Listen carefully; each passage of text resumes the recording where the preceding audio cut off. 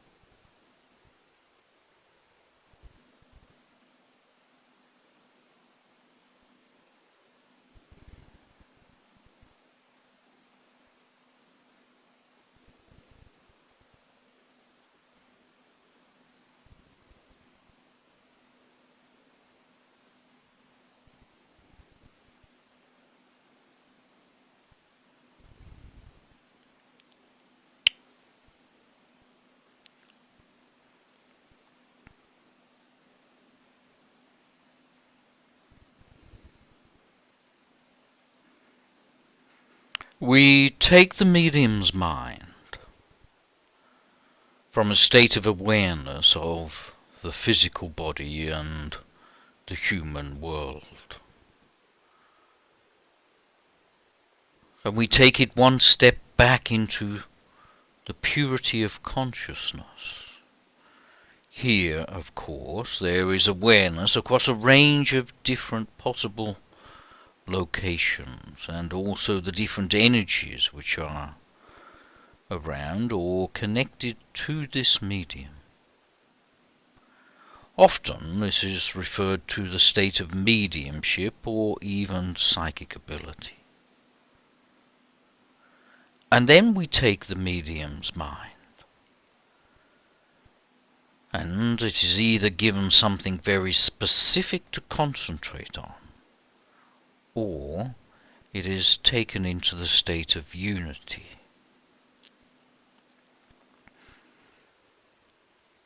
To concentrate on one particular issue, or one particular word, or even one vision, means that the attention is elsewhere.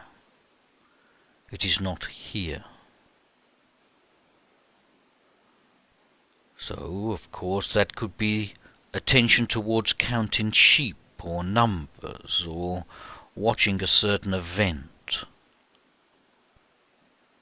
And in time, that awareness of those numbers disappears also, and there is then a state of nothing. The medium is in the process of going between the two states.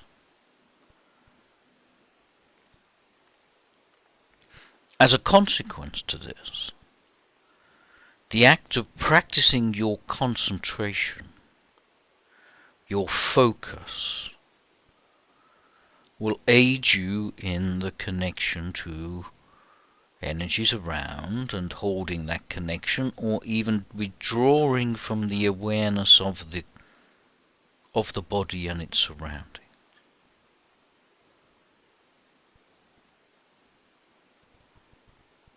So let me repeat. Initially being aware of the body and its surroundings, one step back to being aware of the energy or other locations, into an awareness of a specific point of concentration, to awareness of no awareness.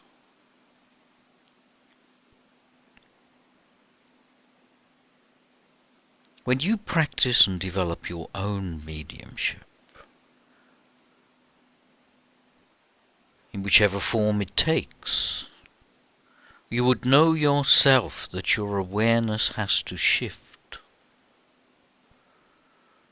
Let us say awareness to your nose has to shift to awareness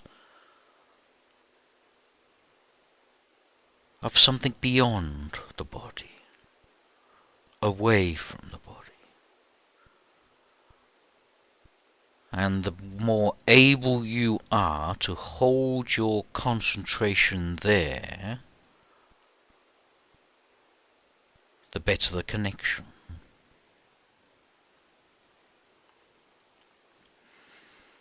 If you were then to practice this form of mediumship, you would have to take it one step further and not be interested in that other energy, to be interested in something else. Of course, this could be your breath. It could be something repetitive, a mantra.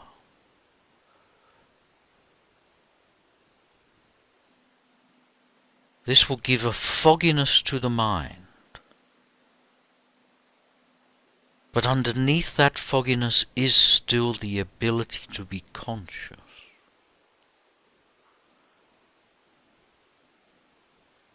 Often mediums will report a vagary of the mind.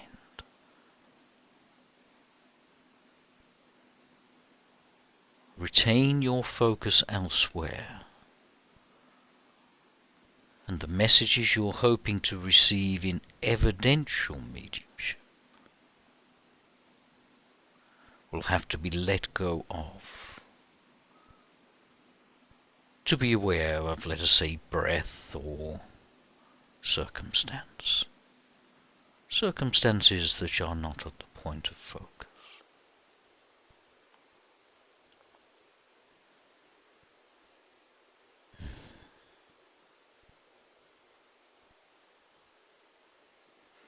So in a moment we will have our brief talk, but also then some questions, should you have them, on a topic of your choice. But before we do,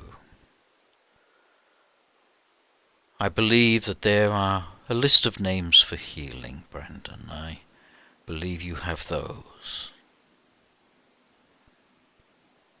Yes, I do. Here we go.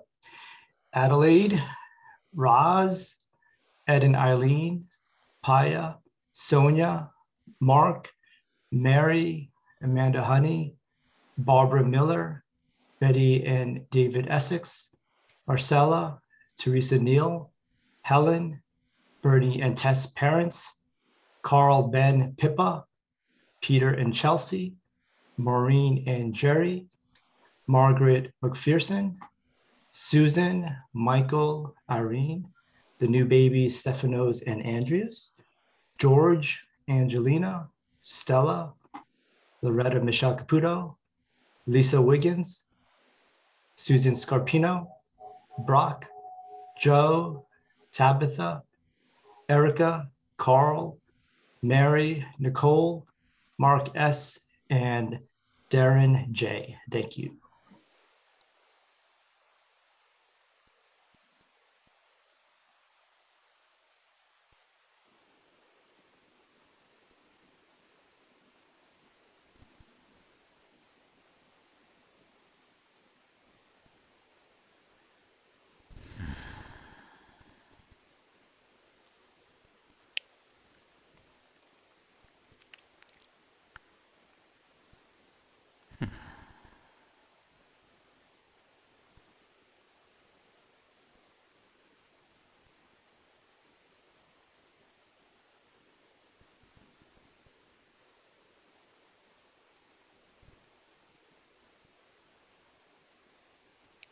So today's talk will be how to recognize people that you have met before.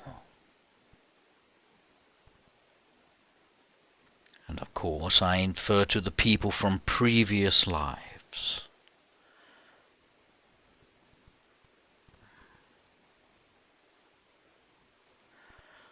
Often, as you go about your daily life, you meet a person or find yourself being with a person that you have a deeper connection to.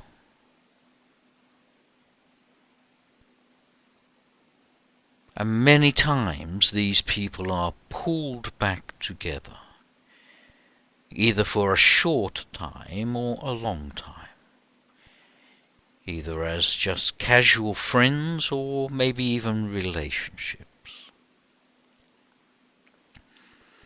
But there is a deeper knowing, a knowing that is beyond the physical form. In fact, the physical form takes no part in this, other than to be the device that recognizes the other device.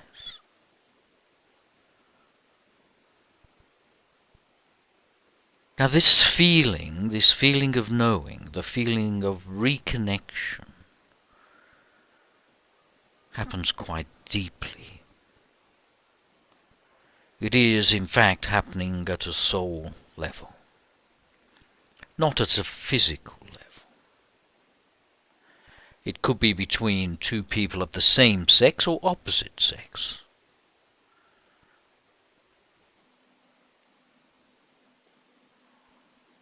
Now, as a soul develops, as I've mentioned before, it requires other souls in its journey. And because of this, two become magnetic and are drawn back together. Symbolically, this is represented by the guru and their disciples. Or, if you prefer, by Jesus and the disciples that he had. The pulling back together. Now, relationships are the highest expression of love. And if two souls come back together, you will find that their journey is one of exploration of self, heading back towards the unity of God. It is love that bonds two, where two become one. It cannot happen at the physical form nor the mental form. It has to happen at the soul form, because love is the essence of all souls. Because love is the essence of spirit, which of course is itself God.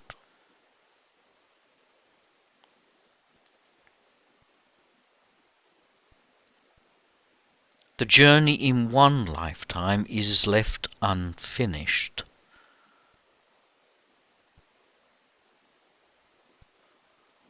And the two reincarnate at the same time to eventually meet again to continue their journey together. And if that journey is towards the expression of God, towards the finding of God, then that journey is so much more richer.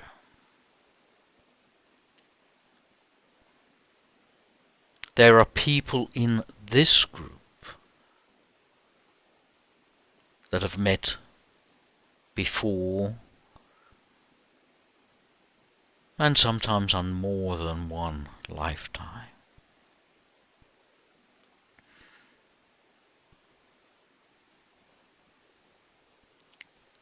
When you connect to another and you feel deep within your being a recognition, that feeling is the truth.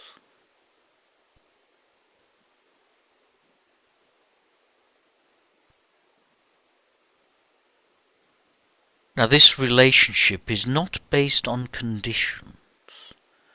It is not based on the physical form of the other. It is not based on attachment. But it is based on freedom, expression, truth. And one form points to the other form, all of its needs and wants in its evolution.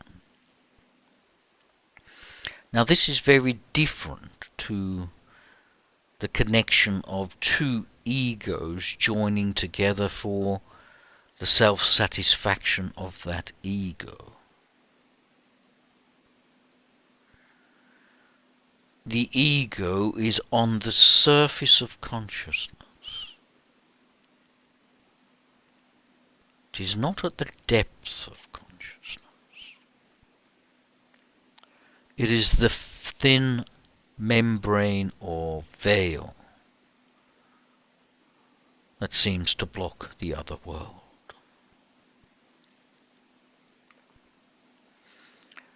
Many relationships come together just for egoic satisfactions. I will love you so long as you provide something for me. I will love you for as long as you stay with me.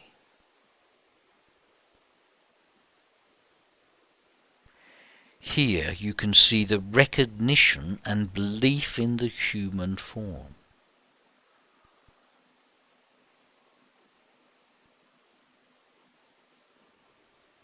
But just one step deeper,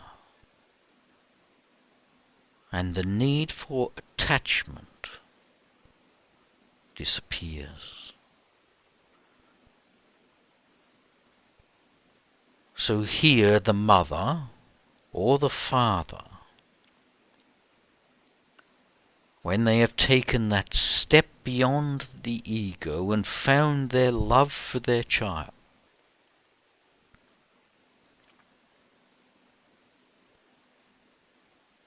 can let their child go. The love does not stop, but lets their child expresses themselves in any way and form that that child sees fit, when they are of sufficient age and understanding.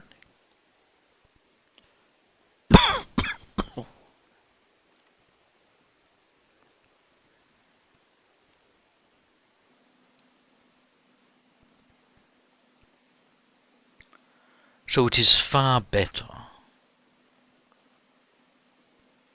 to find your friends, your acquaintances, your loved ones, and be with them unconditionally. Hold on to them not.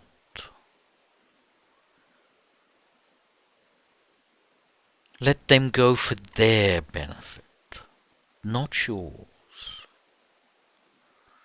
Let them live in their expression, not your expression or desire for them.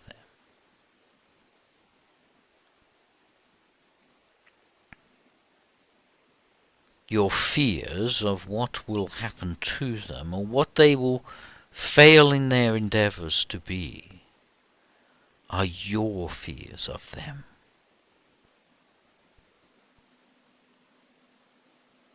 Those fears should be recognized as being about you, not about them,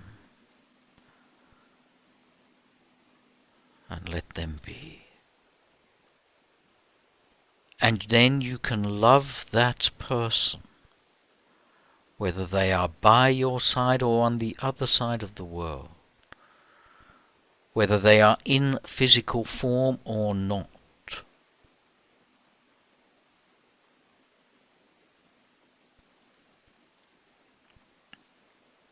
Trust your feelings when you first meet them.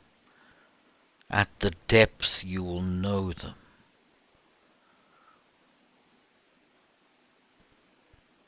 Now,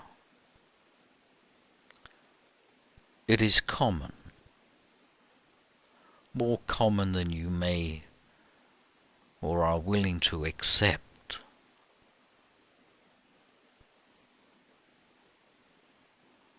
the two souls come back together in the physical world.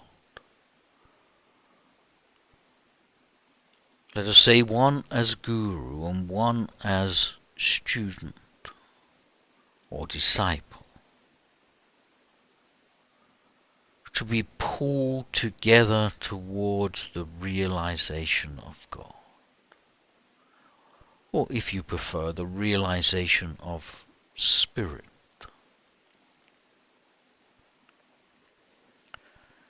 Teachings that were given in one lifetime come back again to be taught in a second lifetime or subsequent lifetime,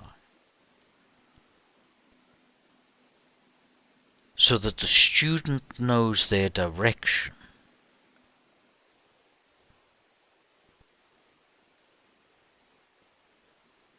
and the guru sees himself within the student.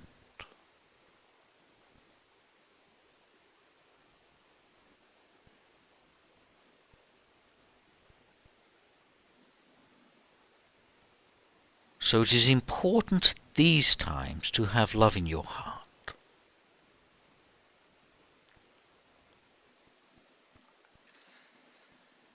Should you find your guru or your teacher, which could be your partner,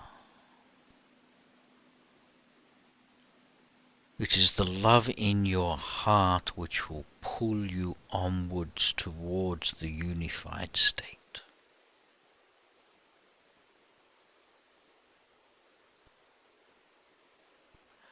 It'll take you from the three bodies mentioned last week, from the physical to the mental to the causal.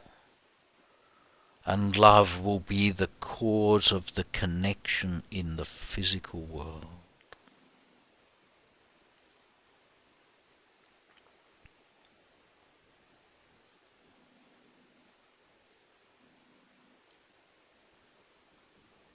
it is also possible that a group of souls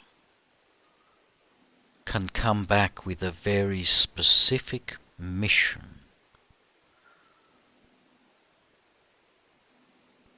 to pull other souls together, to be the light, to be the guide, to be the one that points toward the moon and says, there is a better way. This, of course, is lighting a little candle within the hearts and minds of others, which may flourish in one lifetime or subsequent.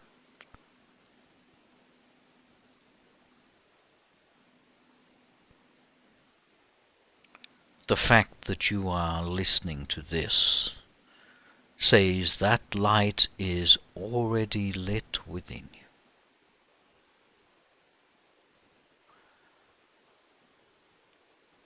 And that light will grow. From a flicker to a flame to a furnace.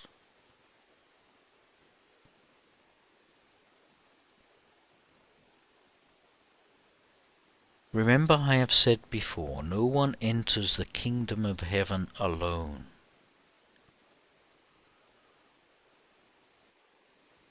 It is the togetherness that creates the kingdom of heaven. The kingdom of heaven is the bond between two or more. Between, let us say, friends, partners, or guru and disciple.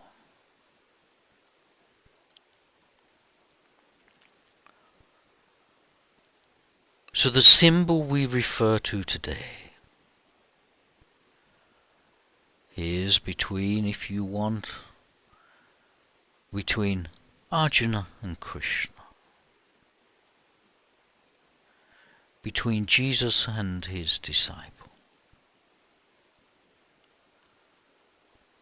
between the guru and the aspirant.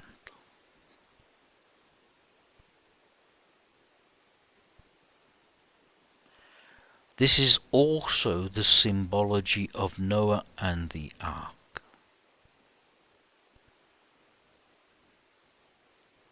Someone doing what they internally know they have to do, and pulling all others to them to guide them to another shore.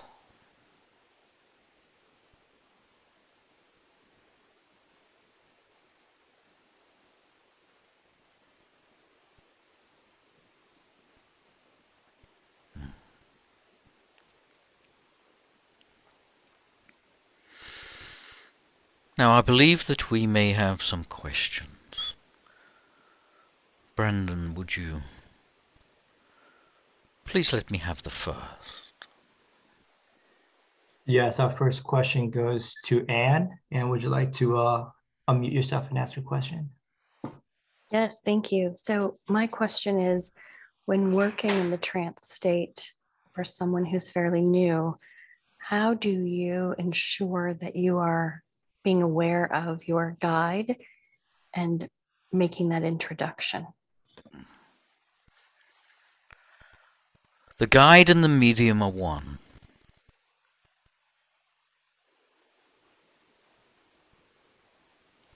I think that answers your question totally. You see, the guide and the medium are one beyond the physical world, beyond the mental world, and sit together in the causal world, where, sitting there, they decide on the life path that must be followed.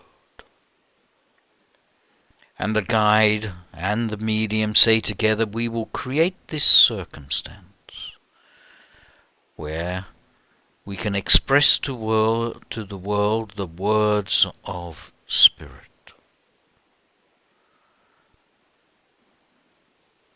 And the medium then goes through the battle of releasing what is honestly there, the truth underneath the physical form. The medium battles all the vagaries of the physical form and the egoic nature to reveal what is very naturally within, that desires to express, that sits at the depth of being, waiting its time for birth.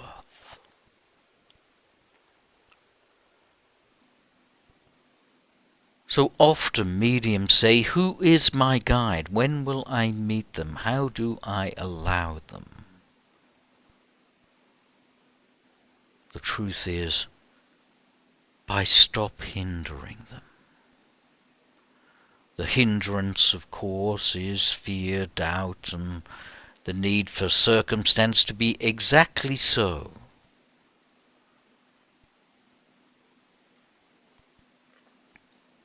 Some people say that guides are in fact the self.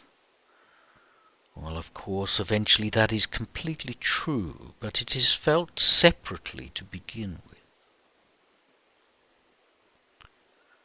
May I suggest that rather trying to connect to your guide, you just let the guide talk.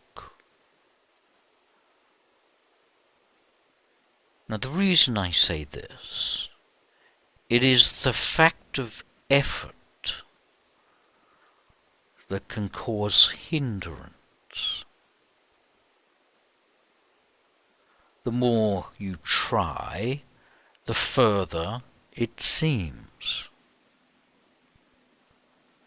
It is like trying to reach your spiritual self.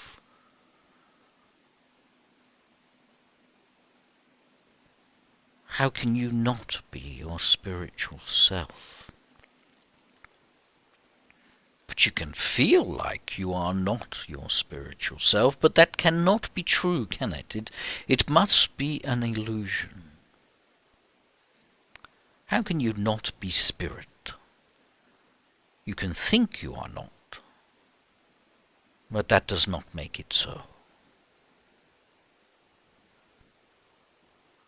So allowing the guide to speak, to connect, is as simple as stopping hindering it.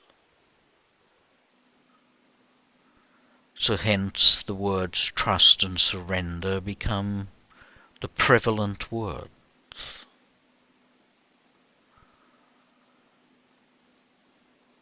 If I was to say to you, my dear, to talk with your heart,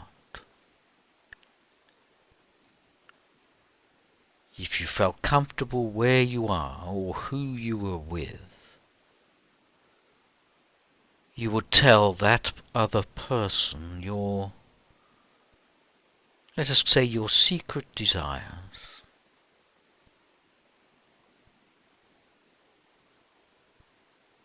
Knowing that you are not harmed or damaged by the expression of them. And in fact, the expression of them just brings two of you closer together.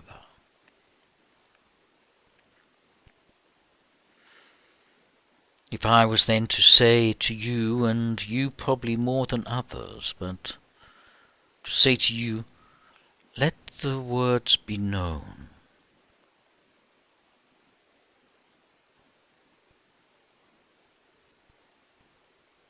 Just let them be said.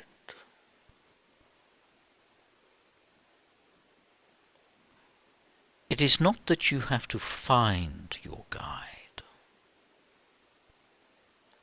It is merely that you have to create a pathway for the guide and you to walk together on. So it feels like, from the human side, chopping down trees to create a path. From the guide side, it is, I don't care about the trees. So the human side, it's lots of effort. From the guide side, it's patience.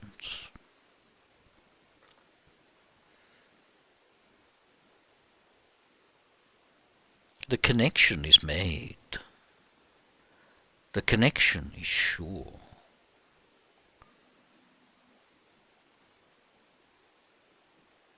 It is one of just allowing. Now in the talk I said that connection of two coming together, the bond of love and connection. It need not be between physical and another physical form. It could, of course, be between the physical and non-physical. And that is why the true medium, when they make a connection, has love in their heart. If there's no love in the heart, then there is not a true connection. True mediums love what they do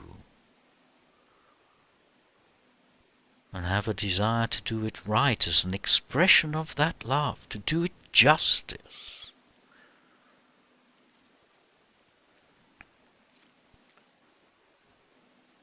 But two partners have a desire to do what is right by the relationship, to be a true expression of that relationship.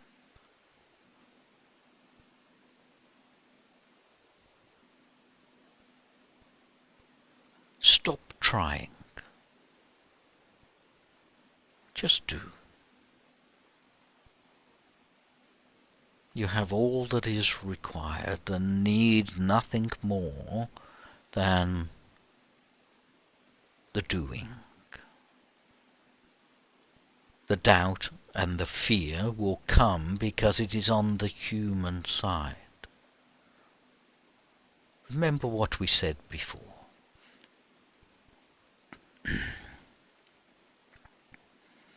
Do not doubt spirit, doubt your doubts.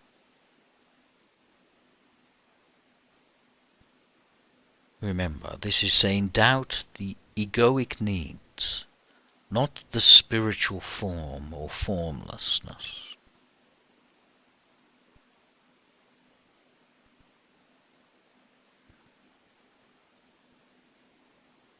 I will end as I started. You and your guide are one.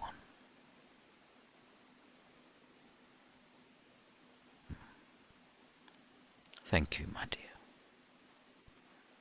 Is there another question?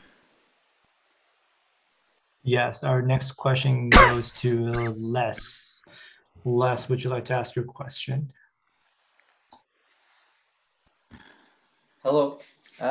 Yes, when I'm sitting in power or sitting with spirit, in the last few weeks I've been getting communicators coming through, giving me messages for loved ones.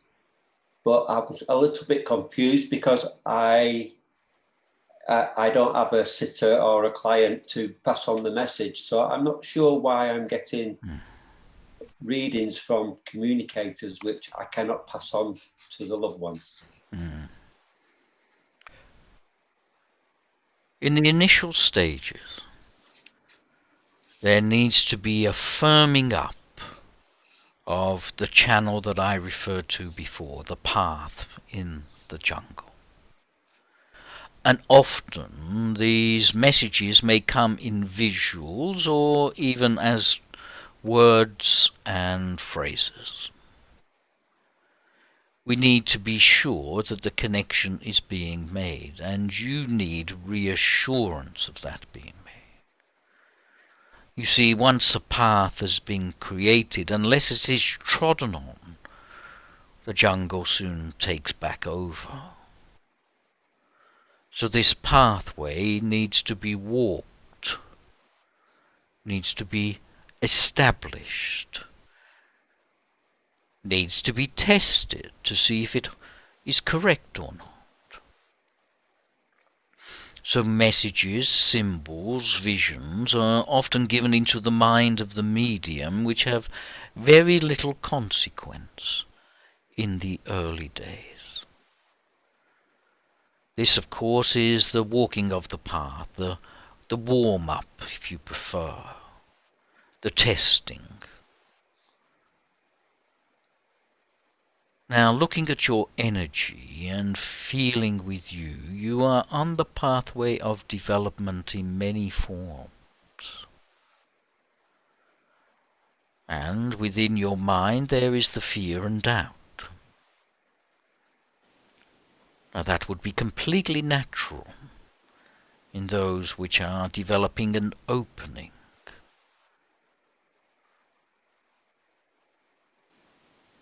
Now we need to be sure that what is being whispered into your ear can actually come out of your mouth. Otherwise it can be like what you refer to as Chinese whispers. One word gets mixed up and spoken differently. So words are being put into your mind to be expressed by you. It is important that you acknowledge what has been given.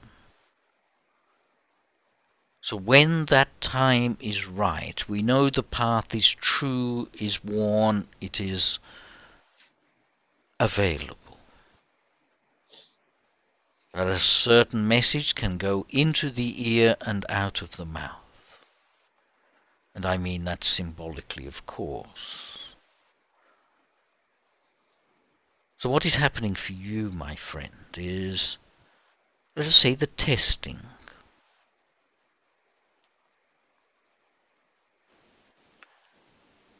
Now, the testing stage will evolve in its progression from what could be random words and visions into something more meaningful. Again, this is further testing. Now, the message given to you fit that bill.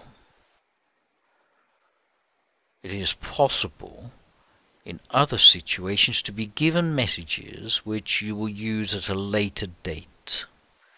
Maybe later in the day, or the next day, or even a few days away. That is not the case with these messages for you.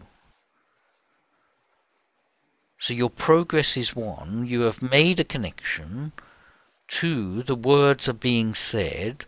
3, they need to be acknowledged. And 4, keep going to continue to tread the path. Firming up the machinery and the pathway. There is no error here other than the potential some people do not acknowledge these strange messages when they occur. Of course, sometimes the messages may not make any sense at all, but they need to be acknowledged. Other times the messages may be said and have some sense, but no recipient in this case.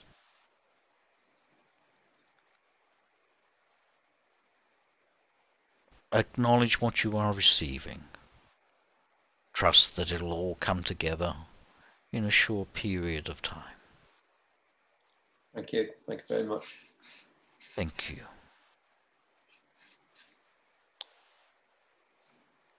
Okay. Yes. Our next question goes to Lena.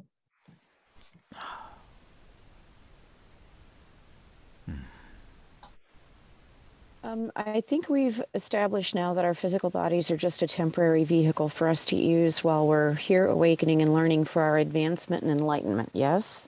Mm-hmm. That is true. So if that is the case, why don't some of you in non-physical who have already reached this stage and no longer need to come here for that purpose reincarnate back into a physical body and stay in that awakened form of consciousness for the purpose of teaching from the physical side, like you do on the non-physical side. Does that make sense? Why do those which are evolved reincarnate? Would that be a shortened question?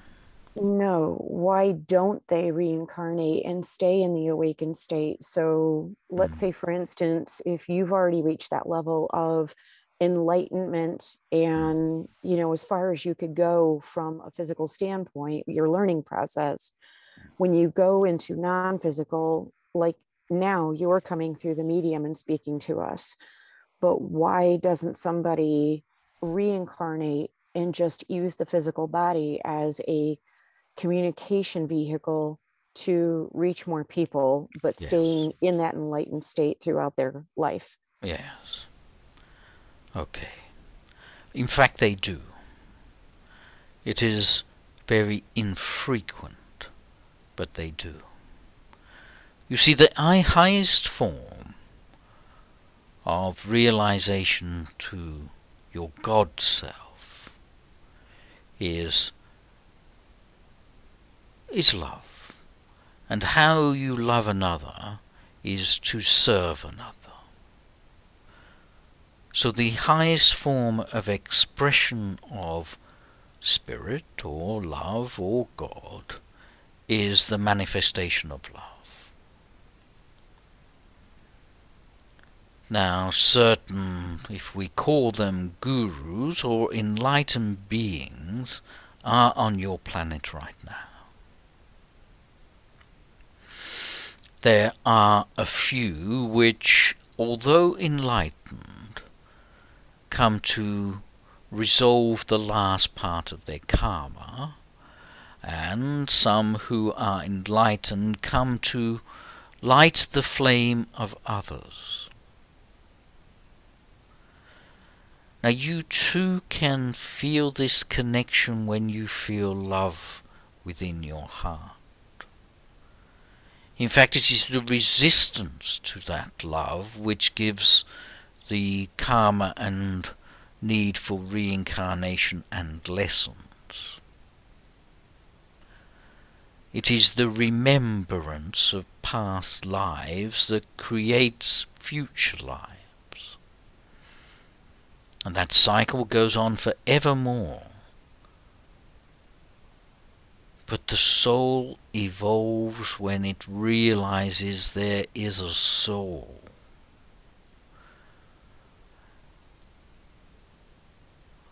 And the spirit just sits and watches all this play out like the audience watching a movie. It is possible for every being to be awakened right now. No time delay, right now. Enlightenment and non-enlightenment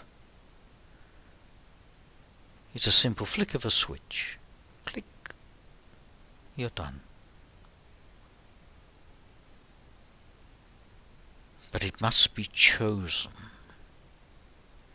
Now you think to me, how can that possibly be so?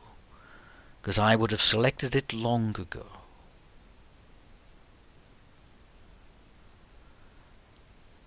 Now let us take a person in general, not you specifically. That person can live their life, can they not, in either love or fear.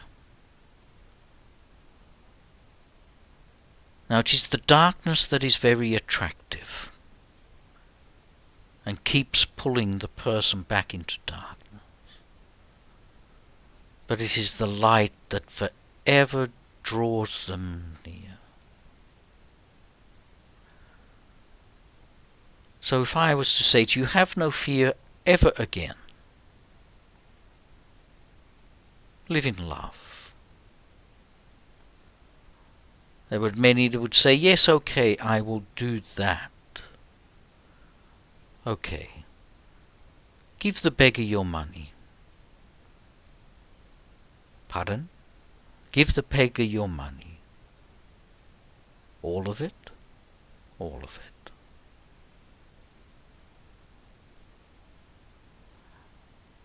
And they take a step back from that. How often do you see people or hear of people that have fear of expressing their truth?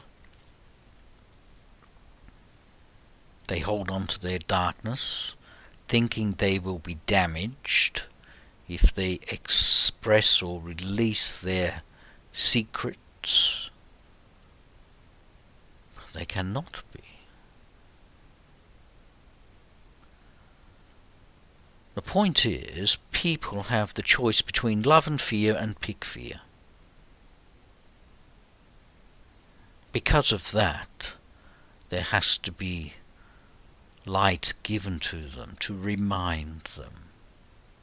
The messages I give and others give can seem repetitive because they are saying, come to the light, come to the light, come to the light.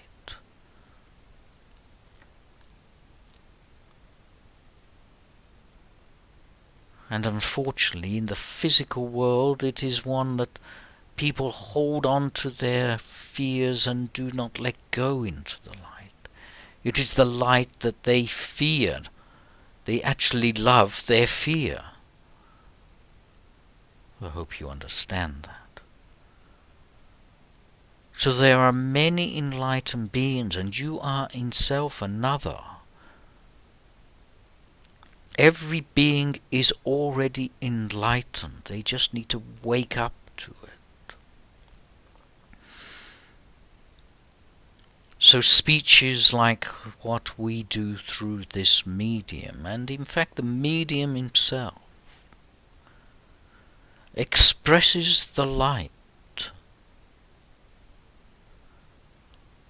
not to give you the light, but to remind you of the light that you have.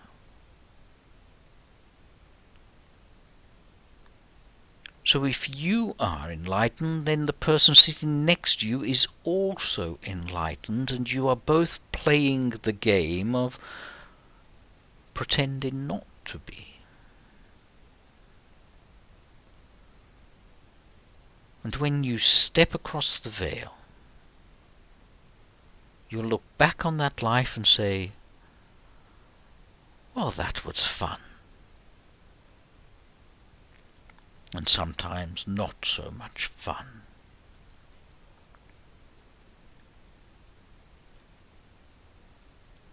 But you see, people hold on to things and think they are hurt if they let it go.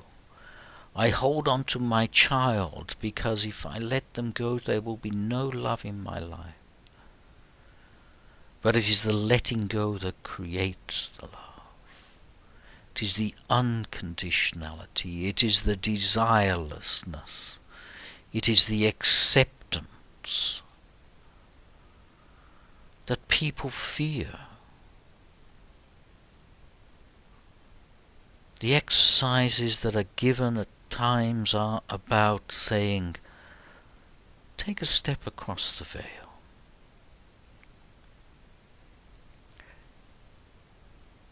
All those presents can live their life now as pure spirit, of enlightened souls, of one that embodies, recognizes, and shines light to others. But they prefer the darkness instead.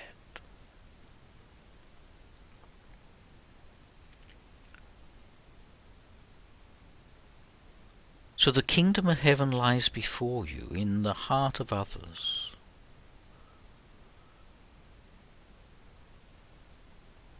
Try not worshipping your heart, but worshipping their heart. And in doing so, you'll worship your own at the same time. Now you are natural at this. You worship others' hearts easy. but it is painful to worship your own heart.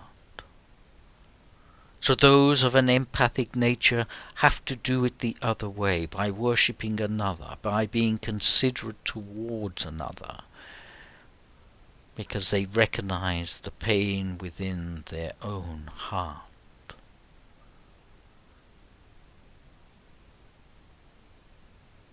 By giving the love to another's heart, must say with a little thought that there must be love in your heart, otherwise how can you give away something you do not have?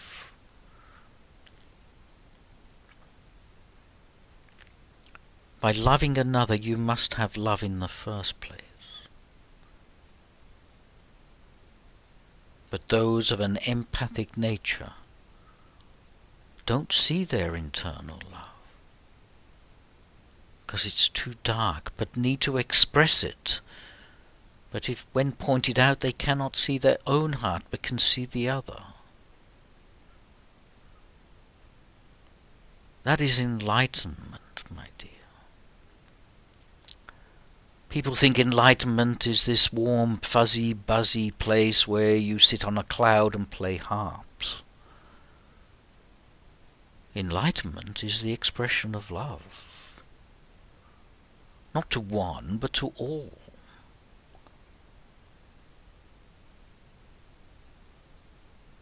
My dear, months ago, and I talk to you now directly, months ago, I gave you the message which says you are already an enlightened being and you are choosing, or you will choose, not to come back again. I trust you remember this, because I do. Yes, I do. How would I remember that after all the thousands of messages given? I remember that because you and I are one. I carry you in my heart. And you may not realize, but you carry me in your heart. Not by this name and this form, but by the love that you feel in your heart. Remember, spirit are that love. An enlightened person doesn't hold on to the love, but gives it away, and this is something you are good at. You give that love to this person and that person, to this animal, to that animal, the connection to nature, the feeling of the rivers and the trees, the feelings and connection to the, to horses in your case. Do you not feel alive when you express this love? The reason you feel alive is because you are not dead. When you hold that love back, you feel dead. And yet, you pick dead over life. For all the obstacles, the pains, the difficulties, the regrets, the hurts that have occurred over all lives, particularly yours, do you honor those difficulties, or do you honor the love underneath those difficulties? Now you can do the way of psychology and dig into those difficulties and say, this was because of this is how I did that, this is why I did this. And that just reaffirms the mind and creates more reincarnation.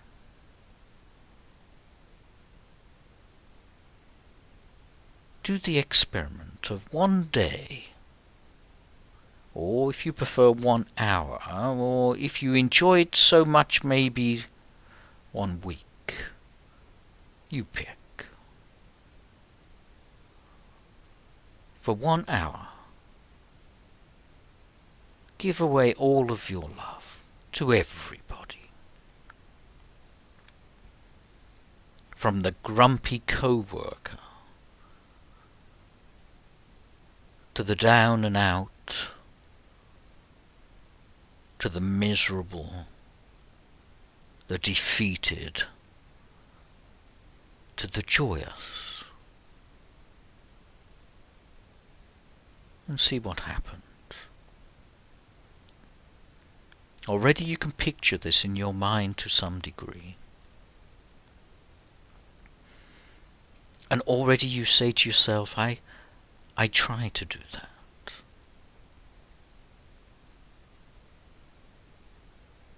Do you not feel alive when you do? And even if that love is rejected that you give away and somebody gets more grumpy, give it anyway. In fact, give them a little more. And then you too, for that 1 hour, are enlightened.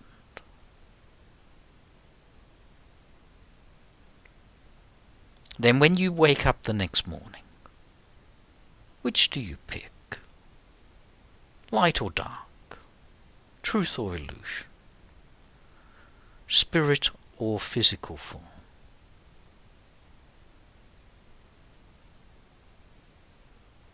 The vast majority of people pick illusion rather than truth.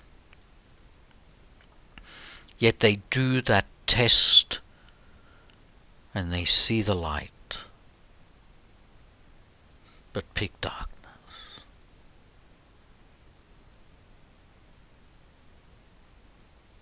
Let the light be the expression of the light.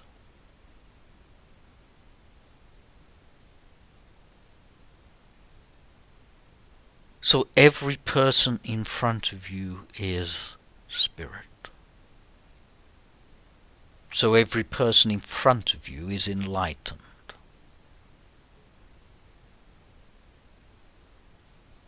Including yourself. They just choose not to be, for the sake of the play.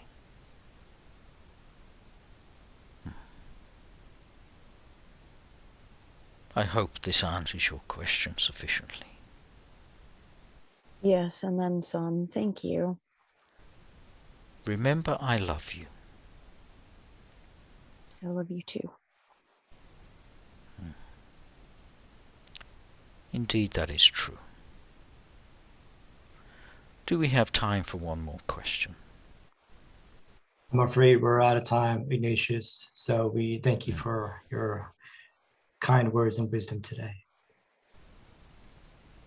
So in fact, I will set you all the challenge.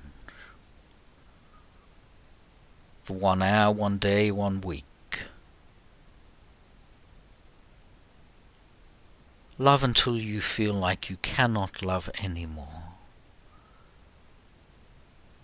And you'll realize that's impossible. Pick light over darkness.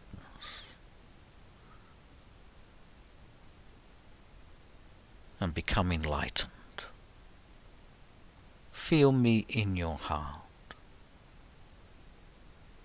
That is where I sit. God bless you all.